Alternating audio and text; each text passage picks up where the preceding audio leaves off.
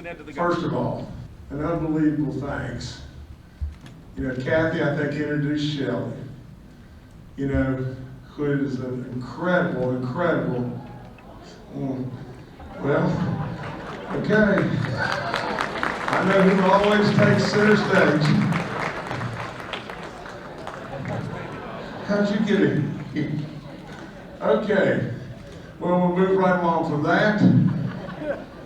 But an unbelievable thanks to Senator Capito, an unbelievable thanks to Senator Graham. I mean, really and truly, they're superstars beyond belief. You see them all the time. They carry your values, they carry your torch, they run with it every day. Now, they've been really battling an uphill battle, have they not? And it is our chance. It is our chance right now. You know, if you look at the math and you look at everything and you look at, well, what happens if this doesn't happen in 2024? Can it happen in 2026? And the answer is probably no. Can it happen in 2028? And the answer is probably no again. Now just imagine this country on the pathway that we're on with the Biden administration today, and imagine this country as to what it would be if we continue on that pathway to 2030 or beyond. Now, I normally don't speak with any notes, but I truly, truly appreciate Kathy's introduction, and Shelley, what an incredible senator. And we claim you with all our soul in West Virginia. Please give her an incredible round of applause.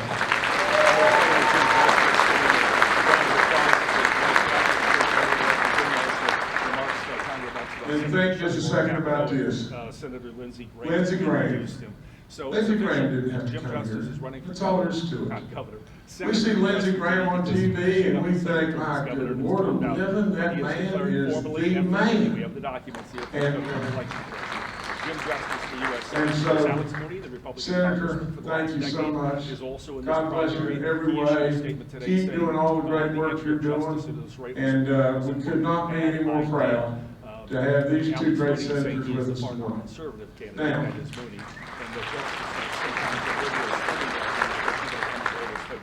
let me just tell you this. Well, we'll see. First of all, be a really rough primary, but of course, I'm not into teasing anybody about anything. Democratic U.S. senator in this race. You know, He's yet to declare his intentions. I hate like crazy it's taken this long to make a decision. Reporting live at the Greenbrier Resort. Because really and truly, you didn't deserve being teased, and you never have deserved being teased. Politicians do that all the time. I don't want to be that. Thank you. With all this that said, you know, Amendment 2 took some time. Right behind that, the session took some time.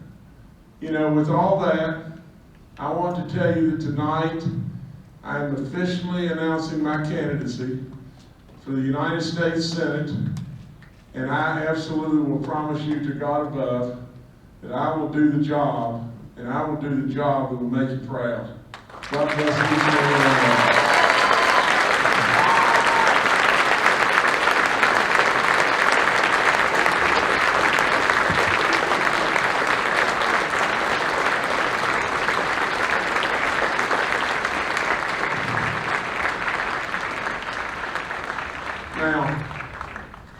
If I could just tell you 2 or 3 things, and I'll try to be as quick as I possibly can. If I could tell you just things about Jim, you know, I've never wanted anything. You know, our forefathers never wanted anything. In many situations, they lost their businesses or their farms or whatever it may be. Too many politicians today want something for them, and I've never wanted anything. For God's sakes, Olivia, you know I'm different. Anybody that would hold up a Bulldogs behind to the camera to stay the state for Bette Midler absolutely will just about do anything. Right in your baby. But along the way, if I could tell you about me, here's what I'd tell you. I'm hung up on the truth. I am hung up on being a patriot. I'm hung up on absolutely just the fact that just how good this great country is. I'm hung up on the things that absolutely you know that I stand for. I mean, for gosh sakes, a living, you have seen it in action. This isn't somebody that's sitting here saying, I'll be this way. I've been this way. You've seen it. You've seen exactly where I stand for life. You've seen it where we have absolutely crafted laws against abortion in this state that are the toughest of the toughest. You've seen how I stand for our kids and education and your choice where your kid's going to go to school, your choice about absolutely how your kid is educated, your choice about how children are, how parents should participate in children's education. You have seen it. You have seen where I stand, on the Second Amendment. Now look, I'm a hunter, and I've hunted and fished all my life, and you know that. But with all that being said and everything, I can tell you positively, now you may not like this, but I think you will.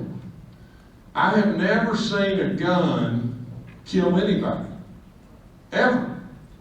I mean, you put a gun right there, and you leave it alone, that gun's not going to kill anybody. But there's a heck of a lot of people that kill people. And we need to do something about the people component of it and not the gun component of it. And that's how I feel.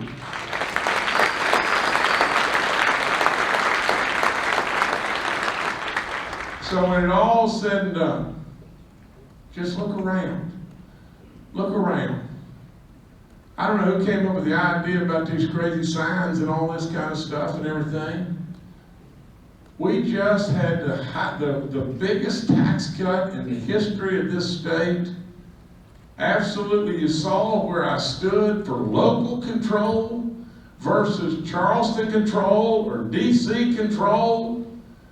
You've seen it over and over and over. Exactly where I stand. Absolutely, I'm you, and I'm proud of you, and I'm proud of it. Now, with all that being said, we've got real challenges in front of us, do we not? Let's just stop just 1 second and talk just 1 second about President Biden and what's going on in that administration. I mean, could there possibly be anybody that has reason and logic about him that could say, we're going on the right path? I mean, you got a man, and I hate to say this because I am sad for him. If he were my dad, there's no way on earth that I could have him continue on as being our president. There's no way. Absolutely anybody that's shaking hands to air has got a real issue. Now, how in the world do you think we're perceived with our allies? I mean, look what happened in Afghanistan. Look what's going on at the border. Look what's going on with inflation. Look what's going on with energy. It's just all over the place. But we're going to have to do something about it. And we're going to have to elect somebody that has done it. My dad would say, son, you done it. Really, truly, at the end of the day, there's so many lessons from my dad's life that are so important to my foundation of who I am. I can remember like it was yesterday, standing in front of my dad's desk, and my dad played a little football for Purdue, wasn't a star by any stretch of the imagination, an aeronautical engineer. Literally came right out of college and went right into the Air Force and enlisted and everything, and became, I think, a B-29 bomber pilot, a captain. Never told me a thing. I've asked him 10,000 times, never would tell me a thing about what happened in the war, what happened with his service, nothing. That generation, the greatest generation, we owe so much to them. But let me tell you something else.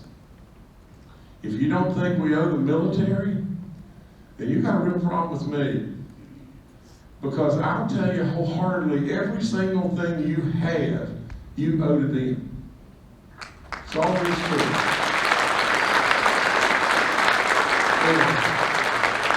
And think about this. Could there be anything that's dumb? Could there be anything that's dumb in all the world as coming out and saying defund the police?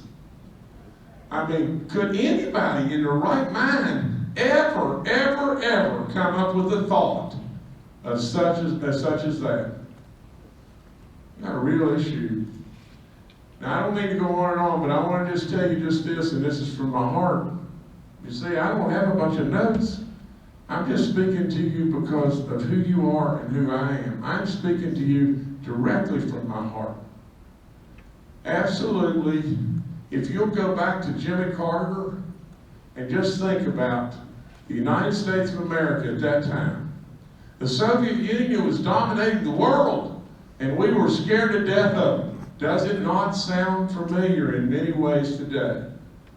About China, about Russia. Does it sound familiar? All of a sudden, I think the Russians had invaded Afghanistan. We had 100 hostages in Iran. Absolutely boycotting the Olympics. We had a grain embargo going on, gave away the Panama Canal. We had gas lines out to yin yang, everything in the world.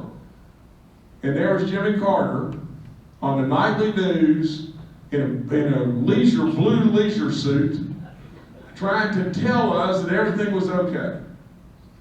And the Soviet Union was so powerful, it was unbelievable. And in a matter of just a very, very, very few years, along came Ronald Reagan, and the Soviet Union collapsed. Now let me just tell you just this, and this is Jim Justice speaking from his heart. How do you have any guarantee that that can't happen to America? Literally, how do you have any guarantee that that can't happen to us? With all in me, I really believe that this country, and there's nothing in me that wants to traipse off to Washington. But I mean it. And my dad would say, son, if you know it and the good Lord knows it, it's all that matters. But I mean it when I tell you I'm a patriot. I mean it when I tell you that I love this country. And that's all there is to it. I meant it when I told you I didn't want anything as your governor. I meant it when I told you if we all would pull the rope together, and along the way, I became almost your COVID dad. This state didn't shut down. We made the right decisions. We made the right decisions to protect our counties and on and on and on. We read a lot of names, did we not? And I read every single one of them because I love you. I love you with all my soul. Now I'm going to end by just saying just this. I'm a real believer that God always shows up. Maybe not on our timetable, but God always shows up. If you don't see miracles, you're just not looking. Absolutely, with all in me, and I believe this with every fiber of my soul. Think about this. And I've got to tell you this story real quick because it's just that profound to me. You know, the other day, I was coaching my ball team and we lost. And I didn't like it. And the next morning, I went to my office. Remember what I said a minute ago about God always showing up? All of a sudden, you know, one of the people in my office comes through and hands me this letter and says, you may ought to look at this. And I picked it up and I looked on the envelope and it was from Matt Fitzwater. Matt Fitzwater played basketball for me 30 years ago. Matt Fitzwater, absolutely, I hadn't heard from Matt Fitzwater in 25 years. And there's the letter. And it starts off by saying, the other day I was on a run with my two sons. He said they got tired and they looked at me and said, Dad, can we stop and walk? And I said to them, keep sawing the wood, boys. Well, we went on and completed the run and they said to me, they said, Dad, what did that mean, to keep sawing the wood? And he said, what it meant was if you continue to persevere and make steady progress, you'll come out and do well. He said, then in the letter it said, the first time I ever heard you say that was when you were coaching us in the National AAU Sweet 16 game.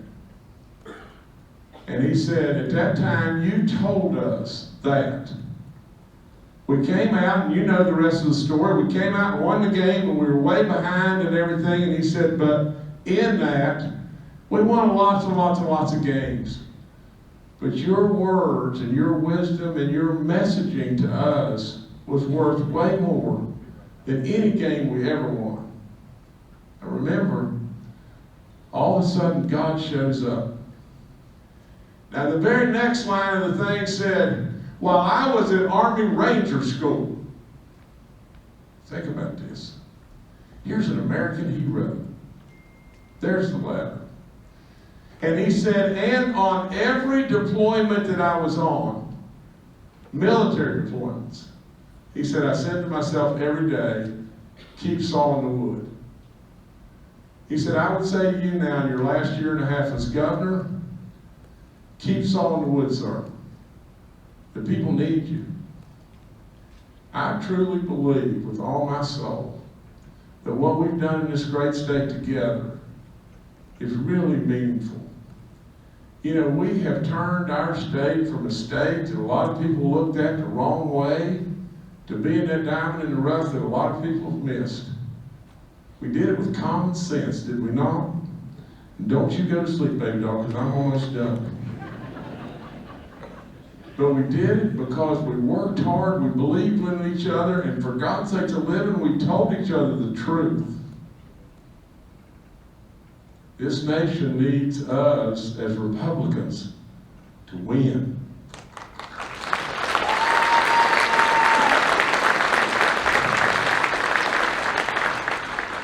So I'll leave you. I'll leave you tonight. I'll ask you to run right with me and absolutely run as we have so many times. Run through the finish line together. Pull the rope together. We'll do it. We'll do it. The last thing I'd leave you with is just one thing. And now I'd like to ask if my family would come out here, please. I want all of them to just stand right with me. I want to just tell you this one last thing. I hear them. It's hard to tell what's going to happen now, but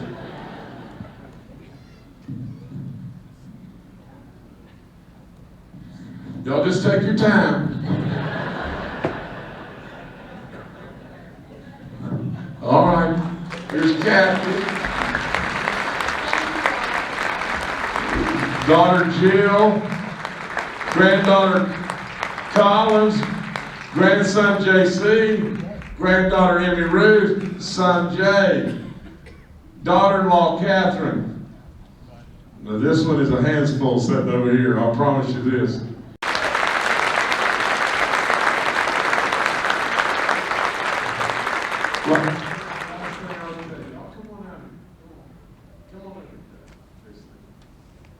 This is the fisherman right here.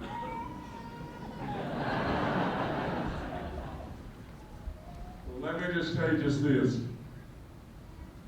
There's a guy in South Carolina who was Jay's best friend. And he died very, very suddenly. His name's Tom Ford. 63. It was, I think, on New Year's Eve. Is that correct? Or New Year's Eve.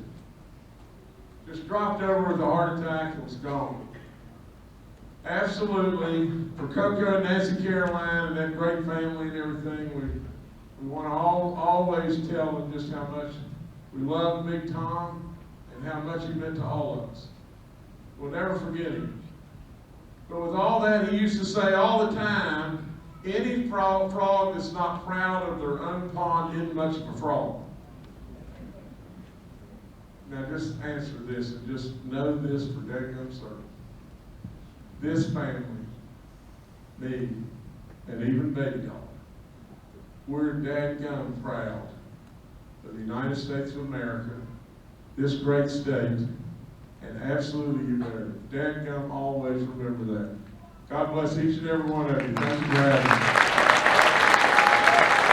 me. Please direct your attention to the right side of the room as Jeff Bryant makes a special presentation. Thank you very much. It's not only been an incredible evening of our amazing governor, soon to be our next U.S. Senator from West Virginia, but today is his birthday. And the governor, in his humble way, has asked that we also recognize his right arm guy. It's always got his back. The great state policeman, Drew Pennington. So this time, would you join the Greenbrier entertainers and Teresa and I in singing happy birthday to Jim and Drew?